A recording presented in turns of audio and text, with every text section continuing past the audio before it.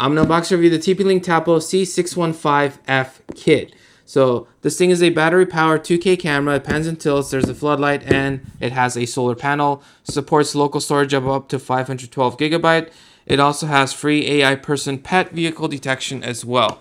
We got the solar panel, USB-C cable right here. Got some info right here. Got some info, quick start guide, and we have the drilling hole, pilot holes, I should say. So you put the sticker and it's the pilot holes where to drill. So we got the solar panel bracket and where the camera goes and everything. So the solar panel would go here, the camera would go here, and then you can attach this to the wall. This is the base cover right here. There's a USB-A to USB-C cable. There's a USB-C to USB-C extension cable for the solar panel. Several anchors, several screws.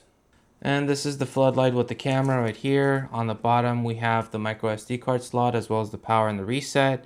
And in the back of the floodlight, we have the USB-C for the power. And it includes a cable tie.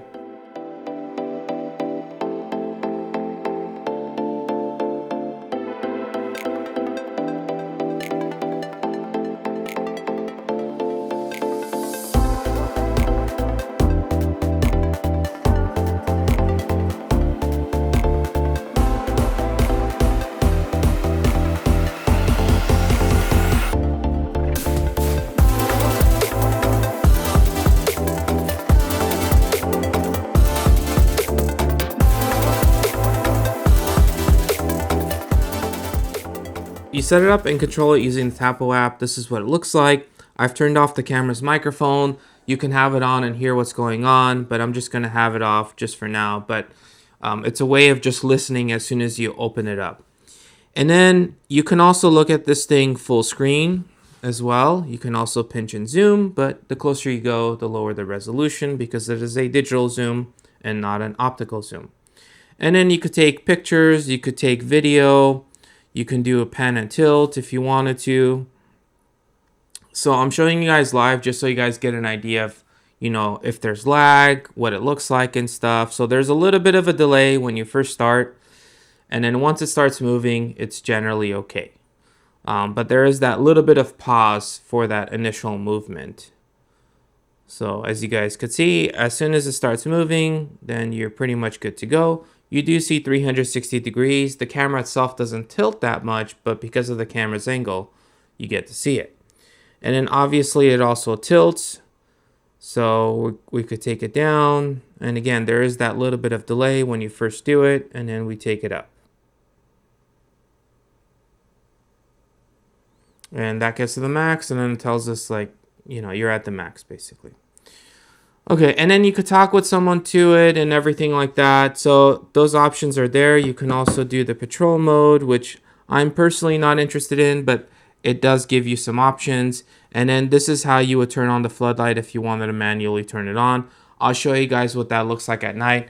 So it's not a super strong floodlight, but coming from a battery-powered, solar-powered, battery-powered camera, it's actually pretty strong of a floodlight considering what it's coming from. It's not as strong as like a normal strong LED floodlight would be if I were hooking that up to power and just turning that on. But for a camera that's literally solar powered, it's quite impressive, and I'll show you guys what that looks like on the real camera as well, on my Panasonic camera, not on the Tapo. I'll show you on both just so you guys get an idea of what it's actually lighting up. So this thing can also track people if you wanted to track people. If they start running, it's going to be harder to track, but if they're further away, it's easier. But once they get close, if you're trying to trick the system, it is trickable, but it does a pretty good job of staying on track with the subject. So as you guys see me walking around, you can see what I'm talking about.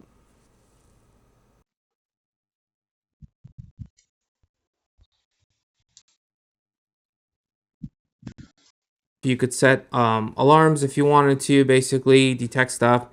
Patrol mode if you want to do all that stuff, which I'm not interested in. So 24/7 capture, this is what you could basically have it take snapshots during the day.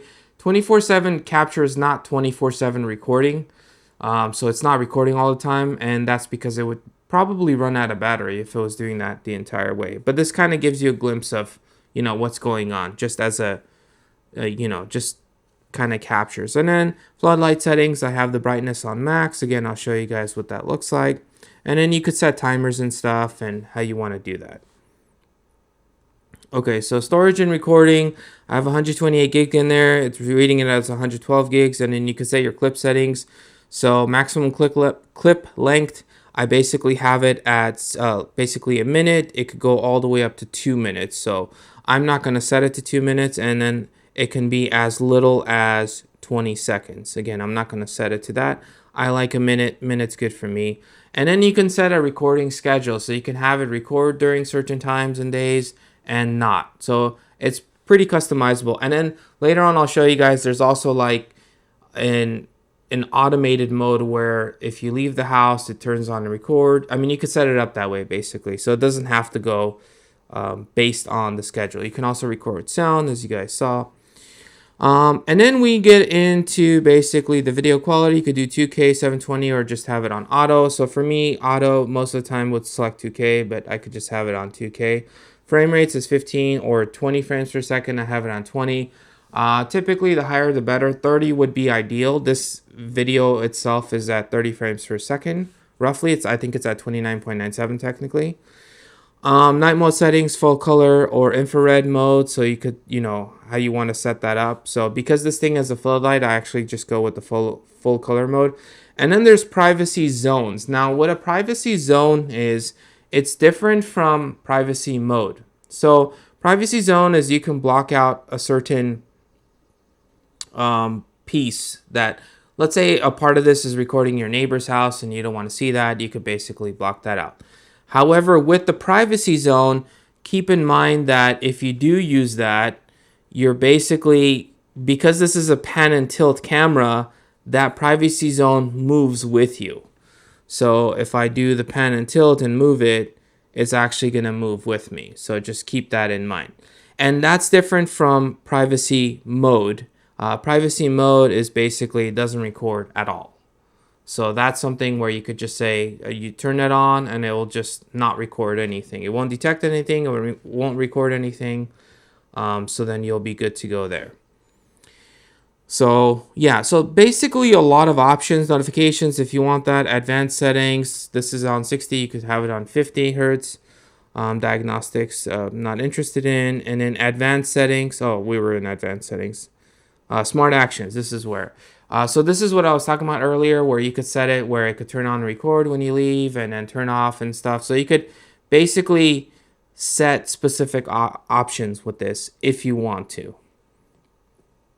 And that's pretty much the gist of this camera. So pans, tilts, 2K camera, floodlight, decently strong floodlight, very strong coming from a solar powered, battery powered camera, but not as strong as if I were to actually hook up a regular floodlight to power and then turn down that power, obviously. And also because this is battery powered, it doesn't stay on the entire time. So I have it set to basically turn off after 15 seconds.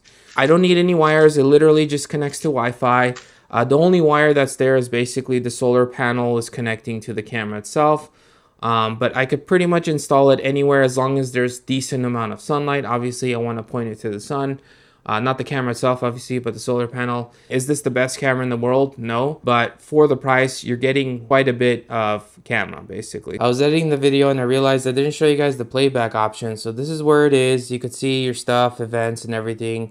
You could go different days and everything. And if you need a file, you could basically click on this and click download.